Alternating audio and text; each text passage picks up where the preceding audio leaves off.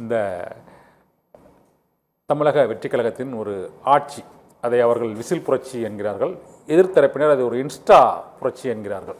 நீங்கள் இந்த இது புரட்சியா இல்லது ஒரு மாற்றத்திற்கான ஒரு விருப்பம், ஒரு பெருந்தொகை மக்கள் மாற்றத்திற்கான விருப்பத்திற்காக இந்த அரசை தேர்ந்தெடுத்து இருக்கிறார்களா? நீங்கள் பொதுவாக இந்த மாற்றத்திற்கு திமுக அதிமுகவுக்கு மாற்றாக இந்த அரசை வாக்களித்து மக்கள் தேர்ந்தெடுத்ததை நீங்கள் எப்படி பார்க்குறீங்க? இது அதான் இப்போ இந்த மாற்றம் என்பது நீங்கள் சொன்ன மாதிரி ஒரு விருப்பம் இருக்குது. ஆனால் எது உண்மையான மாற்றம், எது மாற்று என்பது பற்றிய ஒரு தெளிவில்லை. இப்போ நம்ம எடுத்துக்குவோம், விசில் புரட்சினா அந்த சின்னத்தை வச்சு சொல்கிறீங்க. ஆமாம். சமூக ஊடகங்களை அவர்கள் பயன்படுத்திய விதத்தை வச்சு அதை ஒரு இன்ஸ்டா புரட்சிங்கிறீங்க. ஒரு செயல் புரட்சியா இல்லையா என்பது பயன்படுகிற கருவிகளை பொறுத்ததல்ல, எதை இலக்காக கொண்டிருக்கிறது, அதை அடைவதில் எந்த அளவுக்கு வெற்றி பெற்றிருக்கிறதுன்னு பார்க்கணும்.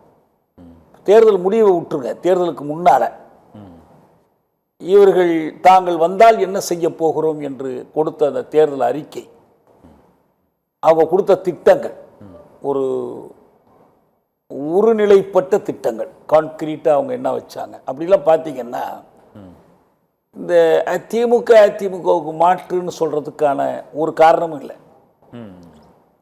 அவங்க 1000 ரூபா கொடுத்தா நாங்கள் 1500 ரூபா கொடுப்போம், 2000 ரூபான்னு அவங்க சொன்னால் 2500 ரூபா கொடுப்போம். அது போன்ற மாற்றுகள் தான் வைக்கப்பட்டுச்சு. இப்போ தமிழ்நாட்டில் மிக முக்கியமான 2 விஷயங்கள் எடுத்துப்போம். ஒன்று வேலையின்மை சிக்கல். இப்போ திராவிட முன்னேற்ற கழகம் என்னென்னமோ திட்டங்கள் போட்டோம், செய்தோம், கொண்டோம் எல்லாம் சொல்கிறாங்க. ஆனால் இந்த வேலையின்மை சிக்கலை தீர்ப்பதற்கோ அல்லது வேலையில்லா திண்டாட்டத்தை குறைப்பதற்கோ, வேலையற்றவர்களுக்கு வேலை கொடுப்பதற்கோ, வேலைவாய்ப்பு உரிமையை அடிப்படை உரிமையாக்குவதற்கோ என்ன செய்தோம் என்று சொல்லி அவங்களால வாக்கு கேட்க முடியல.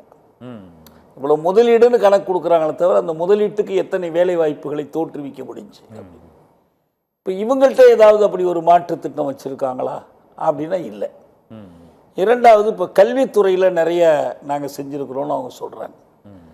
ஆனால் கல்வித்துறையில் என்ன செஞ்சாலும் கமர்ஷியலைசேஷன் ஆஃப் எஜுகேஷன் இருக்கு பாருங்க, கல்வியை வணிகமயமாக்குவதை எந்த அளவுக்கு கட்டுப்படுத்தினார்கள். இப்போ கல்வியாளர்கள் வருத்தத்தோடு குறிப்பிடுறது என்னென்னா, நிறைய அரசு பள்ளிகள் மூடப்பட்டிருக்கின்றன. ஒரு சில வெளிச்சமான எல்லோரும் கண்ணில் படக்கூடிய சில காரியங்கள் சாதிக்கப்பட்டிருக்கு. இப்போ வெளிநாட்டுக்கு மாணவர்களை படிக்கிறதுக்கு அனுப்புறது, இங்கே இந்த முன்மாதிரி பள்ளிகளை மாடல் ஸ்கூல்ஸ் தொடங்கி இருக்கிறது. ஆனால் இது பரவலான கல்வி முயற்சி இருக்கு பாருங்க.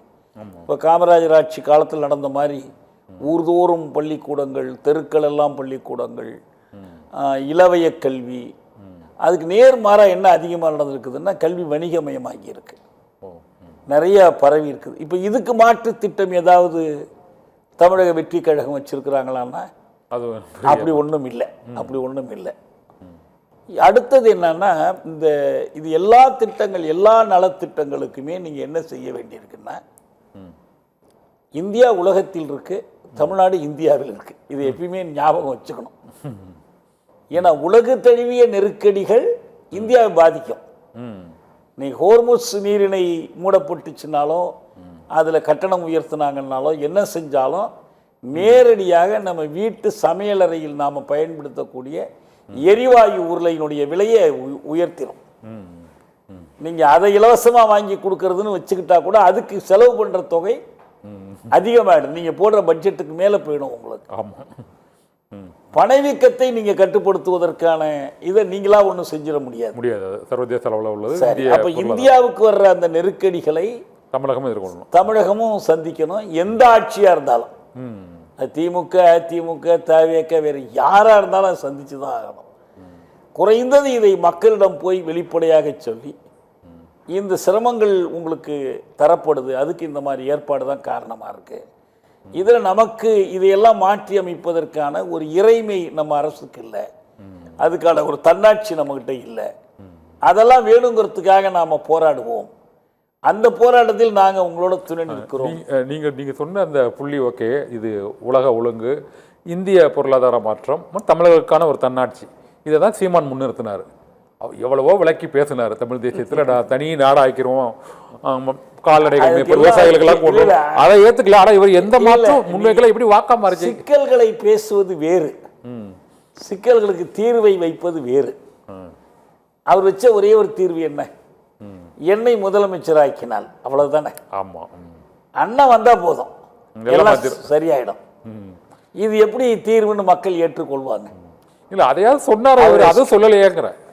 ஆனா இவர் ஏத்துக்கிட்டாங்க, அவர் ஏத்துக்கலையாங்க. இல்ல இல்ல இல்ல, அவரு சொன்னது வந்து தீர்வா எதை வைக்கிறாருன்னு தான் முக்கியம். பிரச்சனைகளை எவ்வளவு வேணாலும், ஒரு மருத்துவர் வர்றாரு, ஒரு நோயாளி படுத்திருக்கிறார், ஐயோ இவர் கஷ்டப்படுறாரு, கால் வலிக்குது, கை வலிக்குது, நெஞ்சு வலிக்குது, எல்லாத்த பற்றியும் சொல்லலாம். ஆனால் என்ன மருந்து கொடுக்க போகிறாரு, எப்படி தீர்வு காண போகிறாருங்கிறது தான் முக்கியம். அது முழுக்க முழுக்க ஒருத்தரை சுற்றி அந்த ஒரு அரசியலை பேசுவது என்பது எடுபடாது. இரண்டாவது, ஏற்கனவே என்ன சாதிக்கப்பட்டிருக்கு இந்த சமூகத்தில், அதை அங்கீகரித்து அடுத்து என்ன கட்டத்துக்கு போகணும் என்பதை முன்வைக்கணும். அதெல்லாம் விஜய் அதை அங்கீகரிக்கிறார். பெரியார், காமராஜர் அப்படின்னு எம்ஜிஆர் தலைவர்கள் பேரெல்லாம் உச்சரிக்கிறாங்க இல்லையா? தலைவர்கள் பேர் உச்சரிக்கிறாங்க, அதில் ஒன்றும் மாற்று இல்லை. பெயர் உச்சரிக்கிறதுனாலேயே இந்த வழியை கடைபிடிக்கிறாங்க என்றெல்லாம் அர்த்தம் வந்துடாது. பெரியார் வந்து வழி என் வழி, இந்த கடவுள் நம்பிக்கை ஒன்று தவிர பாக்கி எல்லாத்துலேயும் பெரியாரை ஒத்துக்கிறோங்கிறாரு. ஆனால் இவர் கையில் ஆட்சிக்கு வந்தவொடனே ஒரு ஜோசியரை கூப்பிட்டு அரசு அதிகாரியா மாத்துறாரு. உங்களுக்கு தமிழர்களுக்கு எதிரான கொள்கைகள் கொண்டவர்களுக்கு தான் முக்கியத்துவம் அதிகமாக கொடுக்கப்படுது. அது ஏதோ ஒரு வகையில் வந்து இந்திய அரசுக்கு உட்பட்டதாக தன்னுடைய அரசு செயல்படும் என்பதை காட்டிக்கொள்வதில் அவங்க குறியாக இருக்கிறாங்க. இது ரொம்ப தொடக்கம். இன்னும் நமக்கு வந்து சில நாட்கள் தான் ஆயிருக்கு, சில மாதங்கள் கூட ஆகலை. ஆனால் ஒரு 6 மாதம் என்று வரும்போது தான் இது உண்மையான தோற்றம் வெளியில் நமக்கு. இன்னொரு முக்கியமான இந்த மனநிலை மாற்றம் ஒரு குறுகிய காலத்தில் எப்படி சார் ஏற்பட்டுச்சு? ஒரு 2 ஆண்டுகளில் அவர் அதிகமாக ஒரு 4 போராட்டம், ஒரு 11 மீட்டிங் தான், எல்லாரும் நம்பி எப்படி ஓட்டு போட்டாங்க. அதாங்க, மக்களுக்கு ஏற்கனவே இருக்கக்கூடிய ஒரு சிஸ்டம் அமைப்பின் மீது ஒரு கோபமும் வெறுப்பும் இருக்கு, சலிப்பு இருக்கு. அதுக்கு எதிராக ஏதாவது ஒன்று வேணும்னு நினைக்கிறாங்க.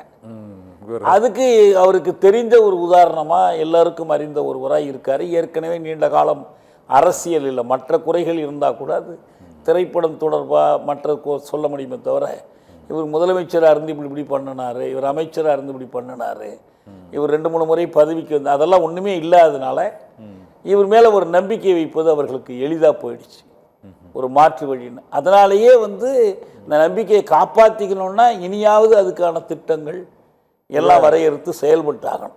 அது என்னன்னா பொறுத்து இருந்தால் பார்க்கணும்.